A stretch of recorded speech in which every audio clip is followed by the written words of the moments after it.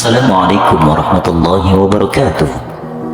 Dikisahkan bahwa pada zaman Rasulullah ada seorang pemuda soleh yang rajin dalam melaksanakan ibadah, tekun melaksanakan sholat, sering berpuasa dan gemar bersedekah. Namun di saat pemuda yang taat ini menghadapi sakaratul maut, ia dalam kondisi yang sangat mengenaskan dan juga memprihatinkan. Bahkan Rasulullah sempat hendak membakar dirinya. Ia adalah Alqamah. Beliau hanya hidup bersama ibundanya karena ayahnya sudah lama meninggal. Di masa mudanya, beliau dikenal sebagai pemuda yang saleh. Ia digolongkan sebagai seorang yang berbakti kepada orang tua dan taat beribadah. Namun, di penghujung hidupnya, ia tidak bisa mengucapkan kalimat tauhid, La ilaha illallah. Ia sangat kesulitan, bahkan untuk menemui ajalnya. Kondisinya sekarat dan sangat mengenaskan. Hidup tidak, mati pun tidak. Keadaan Alqamah membuat istrinya bersedih. Sambil menangis, istrinya berkata, "Mengapa keadaanmu seperti ini, wahai suamiku?" Kemudian sang istri pun mengadukan hal ini kepada sahabat-sahabat Rasulullah Sallallahu Alaihi Wasallam. Maka ketika sahabat Rasulullah Sallallahu Alaihi Wasallam datang ke rumah Alqamah, di sana mereka menyaksikan betapa Alqamah dalam keadaan yang memprihatinkan. Mereka bertanya-tanya, bagaimana mungkin seorang yang taat kepada Allah dan Rasulnya itu kesulitan dalam melafalkan kalimat tauhid. Lidah Alqamah keluh seperti terkunci ketika hendak mengucapkan La ilaha illallah. Kemudian para sahabat pun mengadukan hal ini kepada Rasulullah Sallallahu Alaihi Wasallam. Wahai Rasulullah, pemuda bernama Alqamah sekarang dalam keadaan yang sekarat. Bahkan istrinya berulang kali untuk mentalkinkan Alqamah. Namun Alqamah tak juga bisa mengucapkan kalimat syahadat maupun tauhid. Rasulullah Sallallahu Alaihi Wasallam kemudian bertanya kepada para sahabat-sahabatnya, Bilal bin Rabah, Suhaib, dan kemudian Ammar bin Yasir, apakah Alqamah masih memiliki ayah dan ibu? Ayahnya sudah meninggal ya Rasul, tapi dia masih memiliki seorang ibu yang sudah renta. Jawab Bilal, apa adanya. Baiklah, temuilah ibu Alqamah. Aku titip salam untuknya. Jika dia masih mampu berjalan, dia bisa menemuiku. Namun jika tidak bisa, maka aku yang akan ke sana. Rasulullah memerintahkan itu kepada Bilal.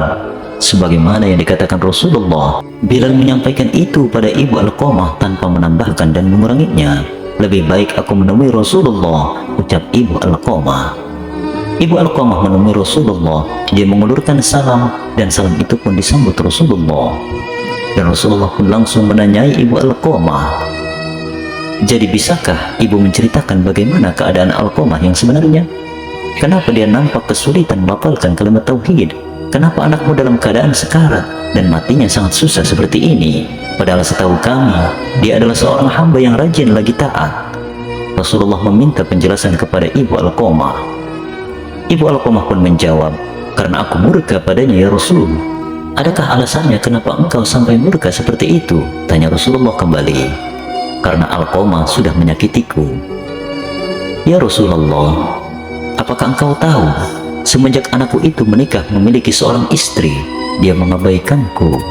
Dia tidak lagi sayang kepadaku, kata sang ibu dengan nada yang tinggi.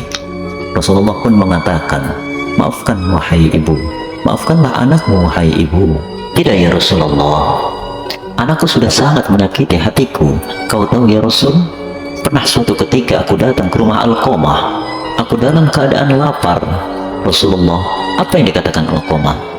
Dia mengatakan, makanan ini untuk istriku wahai ibu. Wahai ibu, jangan memakannya, nanti istriku marah ibu. Tidak hanya itu, aku pun pernah berhari-hari tidak makan. Lantas aku menyuruh seorang utusan untuk datang ke rumah Alqamah. Dan apa kata Alqamah? Tolong utusan sampaikan pada ibuku, aku tidak bisa memberikan makanan untuk ibu. Beberapa makanan itu hanya untuk anak dan istriku saja. Engkau tahu ya Rasulullah, bagaimana perasaanku? Memang dulu dia adalah anak yang sangat berbakti kepadaku. Namun semenjak ia memiliki istri, dia mulai berubah. Dia lebih mengutamakan istrinya daripada ibu yang telah melahirkannya. Dia mencintai istrinya, namun ia juga melupakan ibunya. Ya Rasulullah, bagaimana mungkin aku bisa memaafkan anak yang durhaka seperti itu, kata sang ibu.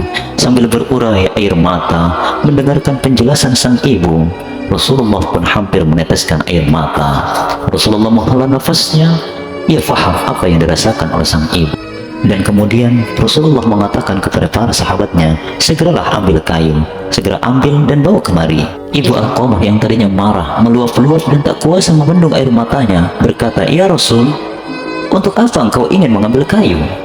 Rasulullah Shallallahu Alaihi Wasallam berkata dengan lembut kepada sang ibu, "Aku tidak bisa berbuat apa-apa, wahai ibu. Sampai kapanpun, seluruh amal ibadah yang dikerjakan Alqamah tidak akan berarti apa-apa sepanjang engkau ibunya masih memiliki rasa marah yang luar biasa terhadap Alqamah. Alqamah akan terus-menerus menderita seperti ini. Maka alangkah baik aku bakar saja tubuhnya, wahai ibu, agar ia mati bertemu dengan Allah Subhanahu wa Ta'ala. Aku tak bisa melihat Alqamah dalam keadaan menderita seperti ini." Sang ibu yang tadinya marah meluap-luap, kemudian tertunduk dengan kesedihan yang nampak pada wajahnya. "Bagaimana mungkin harus, ya Rasulullah, engkau mau membakar tubuh anakku? Aku memang marah terhadapnya, tapi aku tidak mungkin melihat anakku hendak engkau bakar hidup-hidup, wahai Rasulullah." Lalu kemudian Rasulullah mengatakan, "Maafkanlah anakmu, maafkanlah anakmu, wahai ibu. Alqamah butuh maaf darimu, wahai ibu." Lalu sang ibu pun akhirnya terjatuh. Ia menunduk dan kemudian berderai lagi air matanya. "Aku memaafkan Alqamah, ya Rasulullah. Aku murka terhadap Alqamah di lisanku saja, tapi hatiku sangat mencintai Alqamah anakku. Aku berharap ia mati bertemu dengan Allah dalam keadaan yang tenang. Sungguh aku memaafkannya, ya Rasul," kata sang ibu. Dengan suara yang sangat menyayat hati itu, Rasulullah kemudian berkata pada para sahabatnya, "Datanglah ke rumah Alqamah dan lihat bagaimana keadaannya. Apakah dia masih dalam keadaan yang susah, hidup tidak, mati pun tidak seperti sebelumnya?" Ternyata ketika para sahabat berdatangan ke rumah Alqamah, Alqamah telah kembali kepada Allah dengan keadaan yang tenang karena maaf dan ridho dari seorang ibu.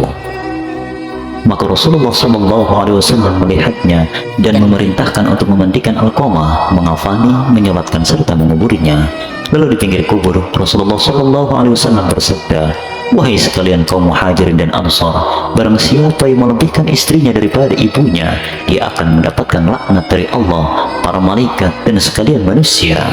Allah tidak akan menerima amalnya sedikit pun, kecuali kalau dia mau bertaubat dan berbuat baik kepada ibunya, serta meminta ridhonya, karena ridho Allah bergantung pada ridhonya, dan kemarahan Allah tergantung pada kemarahannya."